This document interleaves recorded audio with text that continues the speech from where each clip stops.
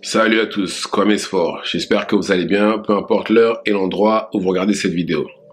Avant de commencer, cliquez sur like, abonnez-vous et activez la cloche de façon à être tenu au courant quand je posterai de nouvelles vidéos. Comme vous le savez tous, le 1er juin prochain aura lieu combat pour les 4 ceintures en light heavyweight entre Arthur Beterbiev et Dimitri Bivol.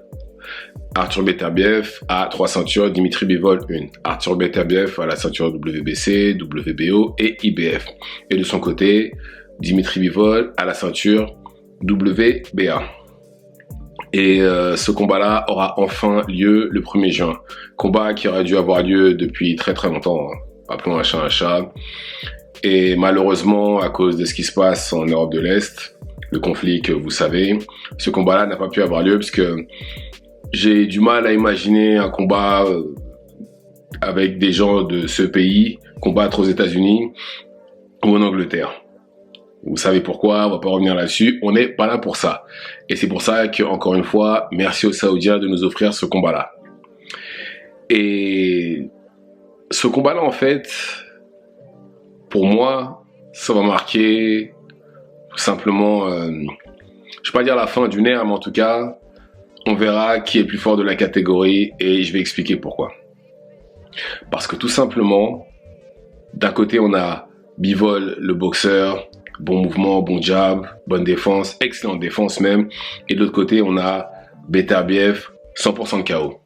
On a tout simplement les deux meilleurs boxeurs de la catégorie et chacun est meilleur dans son domaine.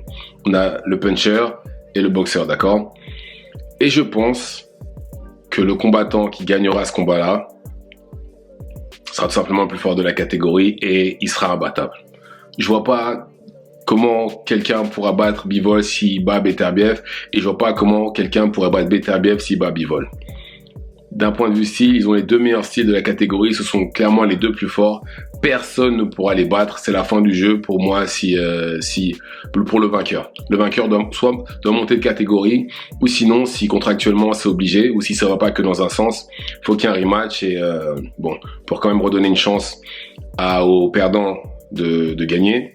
Mais pour moi c'est clair et net que le vainqueur de ce combat-là sera au-dessus de la meute. Au-dessus. Ou de la meute, oui. Et alors, on a Bivol, comme j'ai dit, qui est le meilleur boxeur des deux. Hein. C'est clairement le meilleur boxeur. C'est le boxeur avec d'excellents mouvements, excellent jab, excellente combinaison, excellente défense, parce que c'est l'un des boxeurs de cette génération-là qui se fait le moins toucher.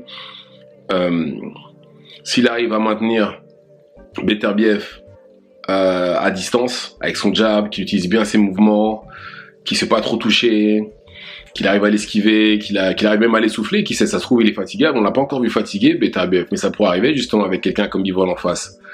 On ne sait pas ce que ça pourrait donner. Il le jab bien, il essouffle, il le fait rater, parce que le plus rapide des deux, c'est quand même Bivol, et qu'il a jusqu'au bout.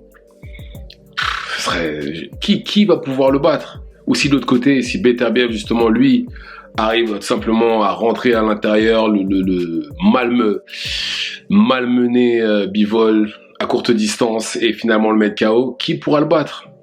Qui pourra le battre, dites-moi? Personne. C'est comme là, le 15 juin, dans la sous-carte de Tank Davis contre Frank Martin, il y aura le combat entre Gvozdyk et Benavidez.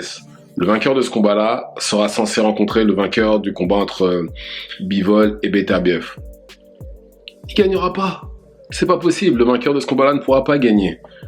Parce que d'un point de vue style, théoriquement, il y aura rien que le Gvozdyk ou Benavidez pourra faire que l'autre ne saura pas contrer. C'est pas possible. C'est pas possible.